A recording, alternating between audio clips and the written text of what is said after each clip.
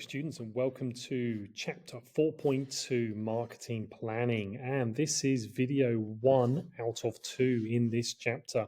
So 4.2 marketing planning is the second chapter out of 6 in the marketing topic. And there are 5 learning objectives. So during this video, we're going to look at almost all of these. The one we're going to do in the next video will be segmentation, targeting, and the product positioning map. So first off, what is marketing planning? Well, there are many definitions of this, but generally marketing planning is identifying what we want to achieve with marketing and then thinking about what strategies we're going to use to achieve these goals. So what are our marketing goals, and then what strategies are we going to use to achieve those goals? And kind of like the way I think about this is, how are we going to get consumers to buy our product? So we're in the planning stage. We've got an idea of what our product is, and obviously we want consumers to buy our product. So it's all about trying to think about ways that we're going to achieve that. So what might be in the marketing plan? Well, there's going to be various things that go into a marketing plan. So obviously the objectives need to go in there because that's what we're trying to achieve with this marketing plan. So, for example, one of the objectives might be, well, let's increase market share. And then we're going to come up with some strategies in order to do that. So one way we might increase market share is to target new customers. So therefore, there's more customers who might buy our product, and therefore, hopefully, we're going to get more customers. We then might think about who our target market is. And so we might have a target market that we had before, but obviously then if we're going to target new customers, then maybe our target market is going to be expanded. Then you've got market research. So what market research are we going to carry out? Are we going to do the market research ourselves, or are we going to get an outside market research company to do it for us? How much research are we going to do, et cetera, et cetera? And also we're going to look at things like who is the main competition, what are the needs of the customers in this market, et cetera, et cetera. And then finally, some sort of marketing budget, so how much we're going to spend on all of this. So these are things that might be in the marketing plan. Obviously, there are other things that might be in there, and there are some of these things that might not be in a plan at all. But in general, those are some of the things that are more likely to be in there.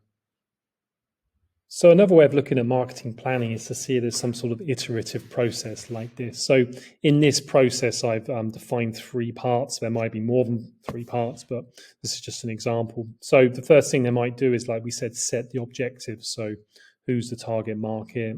We want to increase market share. So you're going to set all the objectives. And then the second stage might be, what are the strategies that we're going to use to achieve those objectives? So we're obviously going to go and do some market research. We're then going to go and implement those strategies. And then thirdly, there'll be some sort of reflection and evaluation phase. So we'll look at the strategies we use, look at, did the strategies meet the objectives, and then kind of assess how successful the marketing strategies were. And then from there, we'll go back into the planning stage. So then I'm going to want to set new objectives, new strategies, etc. And then it becomes a process that's ongoing. And this process might take 3 months, might take a year, might take a week. Depends on how the company actually approaches it. Okay, so one other thing that the business might want to do in the planning stage is think about whether they want to appeal to the niche market or towards the mass market. So what we're going to do here is we're going to define these and then look at some pros and cons of different ones. So the mass market is when we basically attempt to sell to everyone we can. So the formal definition is when a business aims to sell a product to all customers in the market.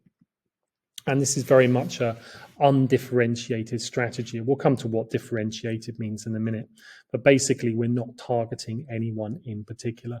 So to give you an example from the education market. So in the education market, that would comprise of all people who are in education, whether that's elementary school students, high school, university, etc., etc. So the type of business that might mass market in the education industry might be, say, a stationery business, a business that produces pencils, rulers, etc., because obviously they're going to appeal to everyone. So they're not going to be targeting anyone in particular. And therefore, they're going to be very much a mass market. And you can see from the diagram here that Mass market is when we're appealing to kind of everybody. And the people outside the green circle would, in this situation, be the people who are not in education. So they're not everybody as a student. So therefore, we're not targeting everyone in the world, just those people in the market. And then niche market would be when we focus on a specific and well-defined segment or part of the market. Or as a typo there, of the market. And this is very much a differentiated strategy. What we're doing is we're aiming at certain consumers. So to give an example, in the education market, if you are publishing a textbook for IB business management students, then that's very much going to be a niche market, because you're not appealing to everyone in the education market. You're only appealing to a certain number of students within that market. Using the pencil example from earlier, maybe your business produces a specialist pencil that's used by art students or architecture students. Then that pencil wouldn't be bought by everyone in the market, just by a certain number of people in that market. So to give you another couple of examples, Cadbury's Dairy Milk, something from my childhood I ate quite a lot of. This is very much a mass market. It's appealing to everyone in the confectionery and chocolate market. They're not really aiming at any particular customer. They're hoping that as many people as possible might buy that bar. In the chocolate market, an example of a niche product might be, this is called Vegans. This is a vegan chocolate bar. And you can clearly see that that's very much a niche market. They're aiming at a certain small number of customers within the market who would prefer a vegan bar over a non-vegan bar.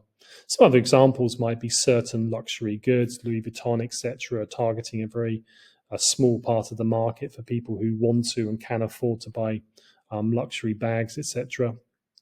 And again, certain niche sports such as surfing, ultimate frisbee, etc. Those are sports only played by a small amount of people in the sports market, and so they're targeting a certain small number of customers. So what are some pros and cons of mass marketing and niche marketing? Well, pros of mass marketing, the biggest pro is the fact that there's going to be more customers, because you're targeting everyone in the market. Then in theory, if you've got more potential customers, obviously not everyone's going to buy your product, but potentially there's more people there, and therefore higher sales, higher profit, etc. You're likely to have higher brand recognition because you're going to be known by more people, because you're targeting more people. And hopefully you should have lower costs.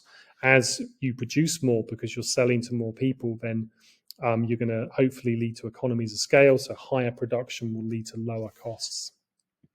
Some pros of niche marketing is that because your product is designed specifically for your customers, then in theory, your product should be more well liked by those customers. So with mass marketing, you're targeting everyone. So your product is going to be more generic. With niche marketing, you've got your specific customers in mind. So therefore, hopefully they're going to be more satisfied, and you're going to have higher brand loyalty, and those customers are going to keep on buying your product. Also, less competition. So the bigger brands, the mass market brands, are more likely to operate in the mass market. So those small parts of the market, there may well be customers who are not satisfied with the big brands, and therefore, and also it's not worthwhile for the big brands to necessarily go into those small niches because there's less customers there. So hopefully you can have less competition, so you can charge higher prices for those specialized products. And lastly, as I said earlier, you can specialize and you can really focus on your target consumers. So you can, when you do your market research, you can focus with them in mind and really tailor your product towards them. So in general, but not necessarily, is that small and newer firms will use niche marketing, because there's less competition in those segments. But with success, they may, and not necessarily, but they may move more into the mass market as they look to increase sales. So that's something that certain firms have followed, but not necessarily. Okay, final thing in this video is the importance of having a USP and product differentiation. So again, in the marketing plan, we need to think about product differentiation, which is ways in which you can make your business's product different to the competition. So the word differentiation sounds fancy, but really it's just a similar word to different. How can we make our product different to other products in the market. And one specific thing we can focus on is called a USP. So USP stands for one of two things, either unique selling point or unique selling proposition. So I tend to use unique selling point, but you'll hear both used. And this is a very similar definition, but this is anything within the business that makes it appear different to the competition in the minds of the customer.